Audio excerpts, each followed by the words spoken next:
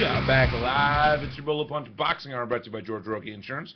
www.bolopunchboxinghour.com. Streaming to you live as always on Ustream.tv.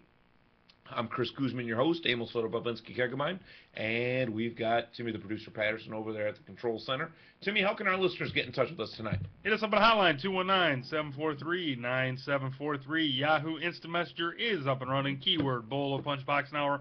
But the best way to reach us is in the chat room via Ustream.tv. Friday Night Fights, ESPN2, definitely rang out, definitely clocked out on a bang. Yeah, there's a couple guys. No sense at all. A couple clocked guys. out on a bang. A couple guys looking at winning a title, just like my Bears are looking at this year. I heard a lot. I was gonna say. There's a lot of guys saying the Bears are going to win the title this year. I'm hoping they will. You're talking about stuff I don't care about. All right, then let's talk about Juan Urango then, beating our man Randall Bailey. You need to stop. Junior welterweight action, Juan Urango. TKO victory in the 11th round over Randall, the Knockout King Bailey. The Knockout King was knocked out. I just think he knocked out, he rocked Bailey. What was that, 6th round? And when he got up, Bailey just had to go. That's what you're saying. Who gets Bailey up? got knocked down? Urango got knocked down, got his eye cut, and Bailey goes... Right under his eye. Yeah, Bailey goes, who gets up from one of those? No, Bailey is not used to men getting hit with the kind of shot he landed on Urango and having the man be able to get up. Urango is a tough, tough dude. A very tough dude. He proved it that night. He sure did. He's only got losses against Ricky Hatton and Andre Berto. The only two guys that have beaten him. And it should have been Bailey. Bailey should have been in that upper echelon of guys. Because I think Bailey is the better fighter. If Bailey threw a stronger jab, he probably would have won this fight instead of that Vladimir Klitschko jab where he just paused at the guy. Yeah, I'd say so. Unbelievable. I actually had the chance of judging a Randall Bailey fight, and I haven't judged a fight in about 8 years. 6 years at least. So that goes to show maybe Bailey is in the twilight of his career. Urango 22-2 with one draw, 17 knockouts. Bailey 39-7 with 35 knockouts. This is exactly the way that you're supposed to close out a season of ESPN2 Friday Night Fights. Yeah, we were pulling for Bradley. He's kind of a buddy of the show. Very much so. I really thought he had the winning ticket right there. And it just didn't go his way. It was going his way for almost the entire fight. He was doing a hell of a job. Randall Bailey was landing pretty much at will. He was making Urango miss. He was making Urango pay for his misses. Make him miss, make him pay for those misses. That's your basic counterpuncher's viewpoint in life. And Randall Bailey was playing the part to a T. But I think he looked for that right hand a little bit too much. That's his claim to fame. That's why next time Randall Bailey fights, we're going to be watching. Yeah. Of course. No, you'll watch. You'll watch because he's going to knock him out. He landed the knockout punch on Urango. It's just like Urango cheated him. It's like watching that Destroyed in Seconds show. You're like, oh, Tornado's going to wipe this building out. I'm going to watch it. Randall Bailey's going to blast this guy in the face. I'm going to watch it. I'm going to watch it. I like watching Cops. Whatever, you're going to watch the crackhead run and you know he's going to get tackled.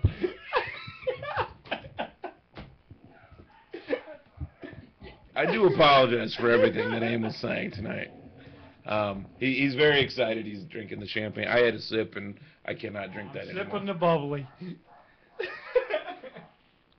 And moving on to light heavyweight action, we'll be talking with this gentleman in just a couple of minutes.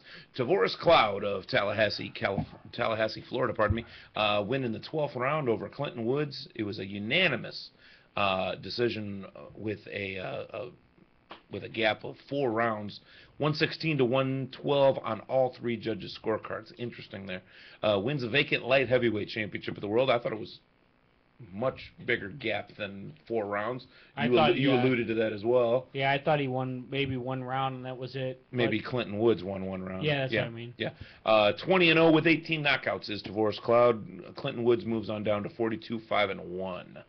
So here's how it goes down. Chad Dawson drops a belt because he says everyone I want to fight isn't going to come at me with this belt. It was actually one of those situations He's saying where this if I fought anybody in this division or with this belt, that number one contender basically is Tavoris Cloud, I'm not going to make money off this fight. I'm not going to make money with this fight. There's no reason. How about if we just let number 2 and number 3 fight? And once he number one contender, number 2 contender. Well, if he's the champion, give him the number 1 status or whatever. You know what I mean. The 2 guys that are under him, let them fight it out. Well, so on one side you've got Clinton Woods, former champion. Hasn't fought in a while. Hadn't fought in a while, but then again, Tavoris Cloud hadn't fought in a year. And Tavoris kind of explained that by, I'm the mandatory. Why would I mess that up? I'm not fighting. I'm going to hold on to that mandatory title. There were a few reasons, and I go through that with him in the interview that you'll hear in just a couple minutes. But it's just very, very interesting. It was the pressure from Tavoris Cloud that was the issue here.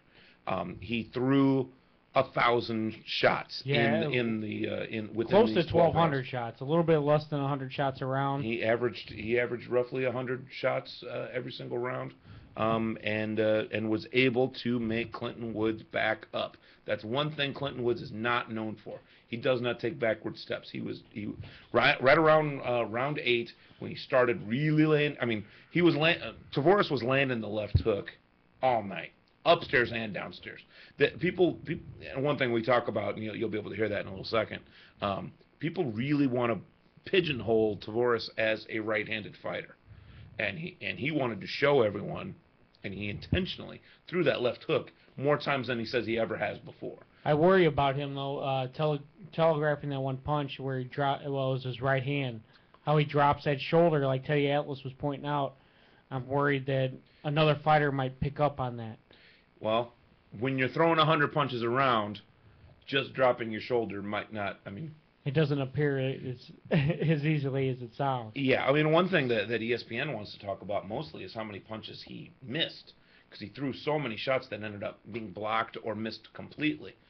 I think you have to throw 100 punches to land the percentage that he did land on Clinton Woods.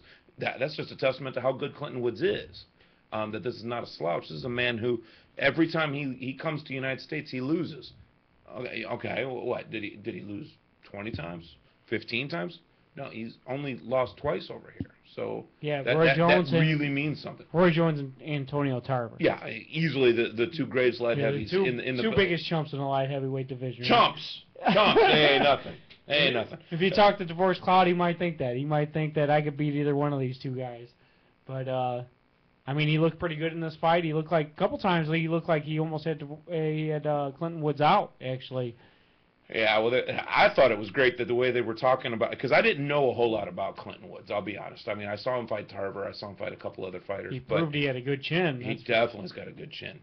You don't see fighters like this that are able to take the punishment that Clinton Woods took. Yeah, Tavoris landed with some very clean shots. A couple of them were like, whoa, shots like why didn't he go down? What's going on? Woods's fight build-up is he gets in fights at bars. That's his thing.